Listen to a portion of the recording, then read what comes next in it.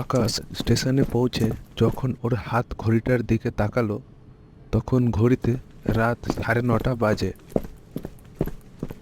Ticket কাউন্টারে বসে থাকা লোকটাকে আকাশ জিজ্ঞাসা করলো, আচ্ছা, দিল্লি যাওয়ার ট্রেনটা কি চলে গেছে? লোকটা বলল, হ্যাঁ, এই মিনিট 5 আগে গেছে। আকাশ একটু নিচু স্বরে জবাব দিল, চলে গেছে? তা দিল্লি যাওয়ার আর অন্য কোনো ট্রেন নেই?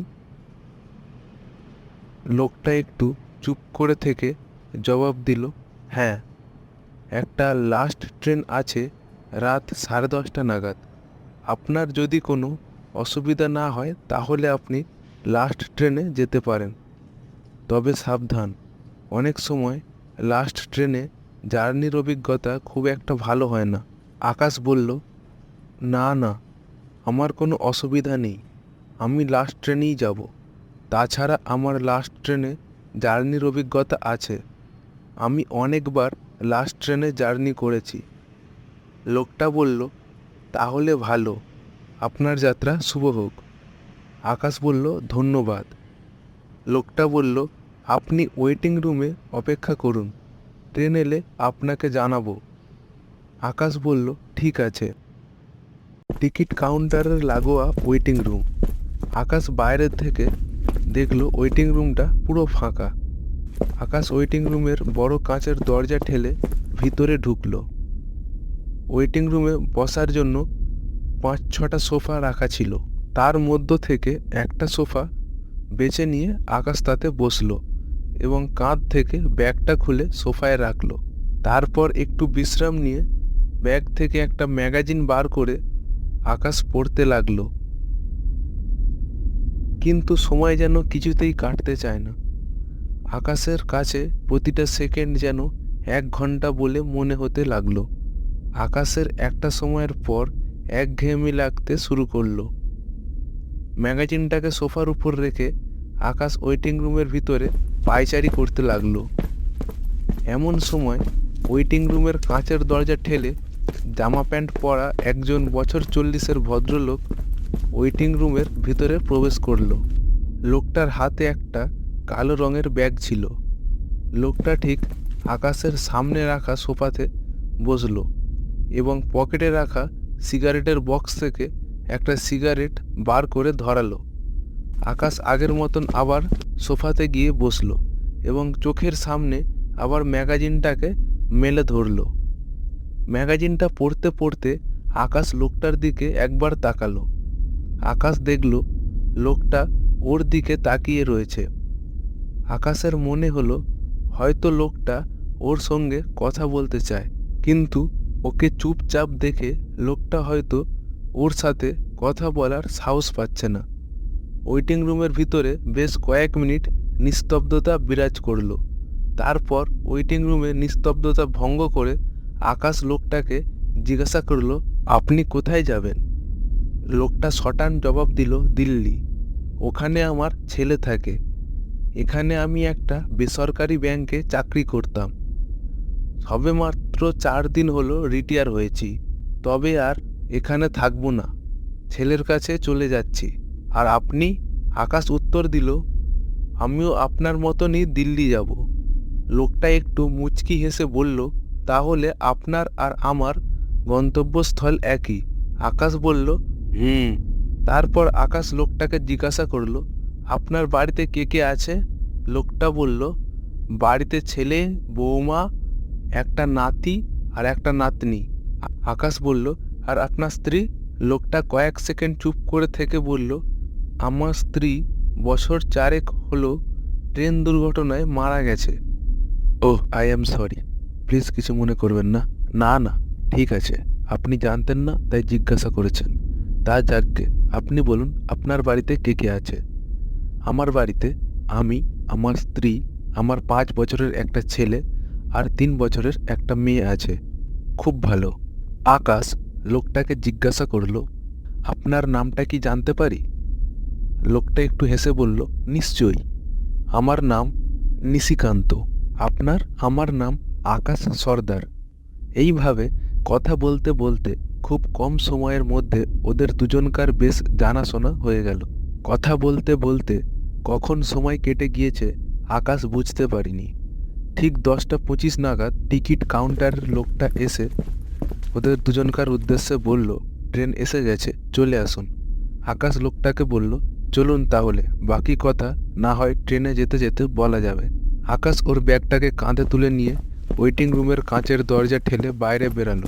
আকাশের পিছন পিছন ওই লোকটাও আসতে থাকলো। টিকিট কাউন্টারের লোকটা বলল, তাড়াতাড়ি ট্রেনে উঠে পড়ুন, ট্রেন এখানে বেশিক্ষণ দাঁড়াবে না। আকাশ একটুও দেরি না করে ট্রেনে উঠে পড়ল। আকাশের সঙ্গে সেই লোকটাও ট্রেনে উঠল। আকাশ দেখল ট্রেনটা পুরো ফাঁকা। ট্রেনের ভিতরে কেবলমাত্র ওরা দুজন। আকাশ জানালার কাছে সিটে গিয়ে বসল। লোকটাও ঠিক আকাশের সামনের সিটে গিয়ে বসল। আকাশের বেশ খিদে পাচ্ছিল। আকাশ ব্যাগ থেকে বিস্কুটের একটা প্যাকেট বের করে প্যাকেটটি ছিঁড়ে তার থেকে বিস্কুট বের করে খেতে লাগলো। আকাশ বিস্কুটের প্যাকেটটার দিকে ইশারা করে লোকটাকে জিজ্ঞাসা করলো, আপনি বিস্কুট খাবেন? লোকটা বলল, না। আকাশ বলল, ঠিক আছে, তাহলে আমি একাই খাই। ঠিক এই সময় আকাশের ফোনটা বেজে উঠল। ফোনটা বার করে দেখলো ওর ছোটবেলার বন্ধু সত্য ফোন করেছে। আকাশ কলটি রিসিভ করে হ্যালো বলতেই ফোনের ওপার থেকে সত্য জিজ্ঞাসা করলো, তুই এখন কোথায় আছিস? বাড়িতে তোর জন্য সবাই অপেক্ষা করছে। আকাশ বলল, আমি এই সবে ট্রেনে উঠলাম। সত্য জিজ্ঞাসা করলো, কেন? তোর তো 9:30টার ট্রেন ছিল, তা তুই এখন ট্রেনে উঠলি কেন? আকাশ বলল, রাস্তায় ট্রাফিকের জন্য স্টেশনে আসতে দেরি হয়ে যায়, যার জন্য রাত 9:30টার ট্রেনটা আমার মিস হয়ে গেছে, তাই অগত্যা 10:30টার এই লাস্ট ট্রেনটা আমাকে ধরতে হলো। তুই চিন্তা করিস না, কাল ঠিক সময় আমি পৌঁছে যাব। সত্য বলল, ঠিক আছে, সাবধানে আয়। চল, ঠিক আছে, রাখছি। আকাশ বলল, ঠিক আছে, রাখ। এই বলে সত্য ফোনটা কেটে দিল। আকাশ দেখল লোকটা এখন একটা গল্পের বই পড়ছে। বইটার সামনের অংশ দেখে আকাশ বুঝতে পারল একটা ভূতের গল্পের বই পড়ছে। গল্পের বইটা পড়তে দেখে আকাশ কৌতূহল মাখানো কণ্ঠে জিজ্ঞাসা করল, আচ্ছা নিশিকান্ত বাবু, আপনি ভূত বিশ্বাস করেন? লোকটা নিজের মুখের সামনে থেকে গল্পের বইটা সরিয়ে নিয়ে আকাশের দিকে একবার গুনগুনে দৃষ্টিতে তাকালো এবং তারপর বলল, হ্যাঁ, বিশ্বাস করি। আকাশ একটু হেয়ালি করেই লোকটাকে জিজ্ঞাসা করলো, আপনি কখনো ভূত দেখেছেন? লোকটা বলল, না, দেখিনি, কিন্তু তা বলে যে ভূতের অস্তিত্ব নেই এটা কখনই বলা যায় না। এই জগতে যেমন মানুষের অস্তিত্ব আছে, ঠিক তেমনই ভূতেরও অস্তিত্ব আছে। এক কথায়, মানুষ থাকলে ভূতও থাকবে। লোকটা উল্টে আকাশকে জিজ্ঞাসা করলো, কেন, আপনি ভূতে বিশ্বাস করেন না? আকাশ বলল, না, আমি ওই সব ভূতে বিশ্বাস করি না। ভূত বলে কিছু হয় না। লোকটা বেশ কিছুক্ষণ চুপ করে থেকে গম্ভীর গলায় বলল, আর ভূত যদি আপনার সঙ্গেই থাকে তাহলে তো আপনি বিশ্বাস করবেন। আকাশ অবাক হয়ে গেল। আকাশ বলল, মানে? এই বলে লোকটা নিজের মুখের উপর থেকে বইটা সরিয়ে নিল। লোকটার মুখটা দেখে আকাশের চোখ দুটো বিস্তারিত হয়ে গেল। লোকটার সারা মুখে রক্ত লেগে রয়েছে। থুতনির এক দিকটা কোনো ভারী জিনিসে আঘাত লাগার ফলে থেতলে গেছে। লোকটার সমস্ত কাপড় জামাতে রক্ত লেগে রয়েছে। এই ভয়ানক দৃশ্য দেখার পর আকাশের গলা যেন শুকিয়ে গিয়েছে। আকাশ অনেক চেষ্টা করার পরেও ওর গলা দিয়ে কোনো আওয়াজ বেরোলো না। আকাশ একটুও দেরি না করে ওর সিট থেকে উঠে সামনের অন্ধকারের কামরার দিকে ছুটতে লাগলো। ছুটতে ছুটতে আকাশ একটা ভারী জিনিসের সঙ্গে হোঁচট খেয়ে ট্রেনের কামরার অ্যালুমিনিয়ামের মেঝের উপর সজোরে মুখ থুবড়ে পড়ল। আকাশের থুতনি ফেটে রক্ত বেরোতে লাগলো। আকাশ পকেট থেকে রুমালটা বের করে থুতনির উপর চেপে ধরল। পকেট থেকে ফোনটা বার করে ফোনের টর্চটা অন করে পায়ের কাছে মারতে আকাশের গা শিউরে উঠল। ওর পায়ের কাছে পড়ে আছে একটা পচা গলা আধ খাওয়া লাশ। আকাশ সঙ্গে সঙ্গে 2-3 পা পিছিয়ে গেল। লাশটার মুখের উপর টর্চের আলোটা পড়তে আকাশ আঁতকে উঠল। লাশটা আকাশের খুবই চেনা। আকাশ ভয়ে তোতলাতে তোতলাতে বলল, এ তো সেই টিকিট কাউন্টারের বসে থাকা লোকটা। আকাশ লাশটার মুখের দিকে বেশ কয়েক মুহূর্ত তাকিয়ে রইল। তারপর কোনো রকমে নিজেকে সামলে নিয়ে যখন আকাশ সামনের দিকে তাকালো, আকাশ সামনে যা দেখলো তাতে ওর হুঁশ উড়ে গেল। এতক্ষণে ট্রেনের যেই কামরাগুলো আকাশ খালি দেখছিল, এখন সেই কামরাগুলোতেই অনেকটা কুকুরের মতো দেখতে দানবাকার হিংস্র জন্তু রয়েছে। তারা প্রত্যেকেই আকাশের দিকে একটা হিংস্র চাউনিতে তাকিয়ে রয়েছে এবং থেকে থেকে আকাশের উদ্দেশ্যে গর্জে উঠছে।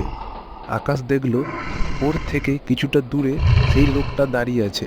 আকাশ হাত জোর করে লোকটাকে বলল, প্লিজ আমায় ছেড়ে দিন, আমাকে মারবেন না। লোকটা একটু হেয়ালি করে জবাব দিল, অনেক দিন পর একটা শিকার ধরেছি, এত সহজে কি করে ছেড়ে দিই বলুন। আকাশ আবার আগের মতো হাত জোর করে লোকটাকে বলল, দয়া করে আমাকে ছেড়ে দিন, আমাকে মারবেন না। লোকটার মুখে এবার একটা অদ্ভুত হাসি ফুটে উঠল। আর ঠিক তখনই সেই কুকুরের মতো দেখতে দানবাকার হিংস্র জন্তুগুলি আকাশের দিকে ছুটে আসতে লাগলো। আকাশ কী করবে ভেবে পাচ্ছিল না। ভয়ে আকাশের হাত পা থরথর করে কাঁপতে লাগলো। দেখতে দেখতে কুকুরের মতো দেখতে সেই দানবাকার হিংস্র জন্তুগুলি আকাশের উপর ঝাঁপিয়ে পড়ল। জন্তুগুলো তাদের ধারালো দাঁত দিয়ে আকাশের শরীরে কামড় বসাতে লাগলো এবং আকাশের শরীর থেকে মাংস ছিঁড়ে ছিঁড়ে খেতে লাগলো। আকাশ নিজেকে ওই হিংস্র জন্তুগুলোর আক্রোশ থেকে বাঁচানোর অনেক চেষ্টা করল, কিন্তু আকাশের সকল চেষ্টা ব্যর্থ হলো। এতগুলো হিংস্র জন্তুর কাছে আকাশ নিজেকে অসহায় বলে মনে করতে লাগলো। আকাশ যন্ত্রণায় চিৎকার করে উঠল, কিন্তু এখানে আকাশের চিৎকার শোনার মতো কেউ নেই। ট্রেনের হুইসেলের শব্দে আকাশের চিৎকার যেন কোথায় মিলিয়ে গেল।